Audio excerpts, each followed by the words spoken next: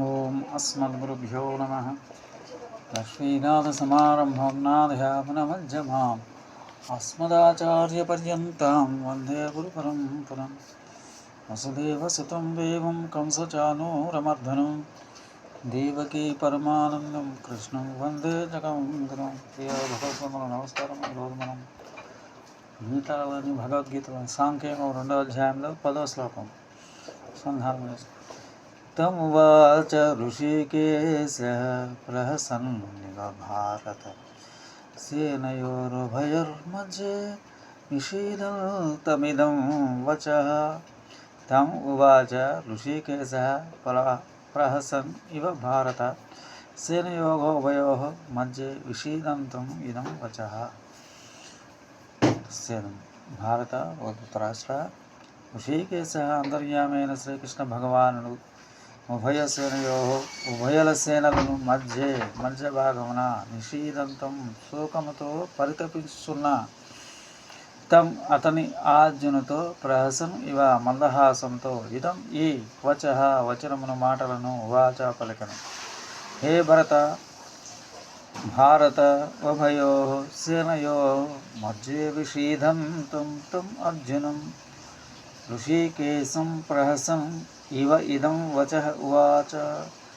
భరతవంశీయుడవగు ఓ ధృతరాష్ట్ర మహారాజా, రెండు సేనల మధ్య ఖేదమును పొందుచున్న అర్జునును ఉద్దేశించి సర్వాంతర్యామిగు శ్రీకృష్ణుడు నవ్వుతున్నాడా అన్నట్లుగా ఈ మాటను సంజయుడు కొనసాగిస్తున్నాడు. ఓ భరతవంశోద్భవ అంటే ఓ ధృతరాష్ట్ర, ఋషికేశః తం ఉవాచ. కృష్ణ పరమాత్మ బోధ చేయటానికి అంగీకరించి అర్జునునికి బోధ చేశాడు. ఏం చెప్పాడు? ఇదం వచః, ఈ గీతాశాస్త్రాన్ని బోధించాడు.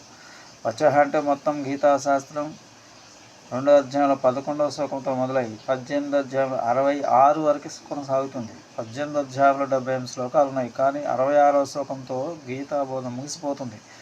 దాని తర్వాత శ్లోకాలు ఉపసంహార శ్లోకాలు. ఈ శ్లోకాలు చెప్పినప్పుడు కృష్ణ పరమాత్మ పార్థసారథి కాకుండా అర్జునుడికి గురువు అయ్యాడు. అంతేకాదు, అర్జునుడి ద్వారా జగద్గురే అయ్యాడు. కృష్ణం వందే జగద్గురు ఎక్కడ బోధించాడు? సేనయోరుభయోర్మధ్యే, రెండు సైన్యాల మధ్య ఉండి 18 అధ్యాయాలు ఎలా బోధించాడు? అంతవరకు దుర్యోధనాలు ఖాళీగా కూర్చున్నారా లాంటి ప్రశ్నలు అడగకూడదు. అంతసేపు కృష్ణ పరమాత్మ బోధించాడా, లేక వ్యాసాచార్యులు వారు దాన్ని పెద్దదిగా విశదీకరించి చెప్పారా, అలాంటి విశేషాలు తెలియవు మనకు.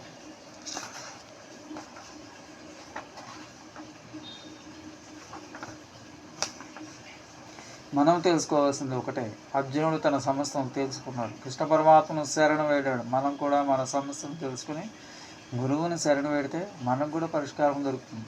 చెరుకు గడను పిప్పి చేసి దాని రసం తీసుకొని చెరుకు గడను ఎలాగైతే పారేస్తామో అలాగే మొదటి అధ్యాయం తీసుకుని దాన్ని పిప్పి చేసి దాని రసం గ్రహించి దాని విషయం మర్చిపోవాలి. దాని సారం ముందే చూసినట్టుగా 4 దశలు సమస్యలు తెలుసుకోవాలి, నిస్సహాయతను తెలుసుకోవాలి, శరణు వేడాలి, విద్యను నేర్చుకుని ముక్తి పొందాలి. ఆ సారం పొందాక మహాభారతం క్రీస్తుపురం 3103లో జరిగిందా 5000లో జరిగిందని తర్జన మధ్యలో పడకూడదు. అది వదిలేసి అసలు బోధ ఇప్పుడు మొదలవుతుంది, దానిలో అడుగు పెడతాం. స్వస్తి. జై శ్రీరామ్.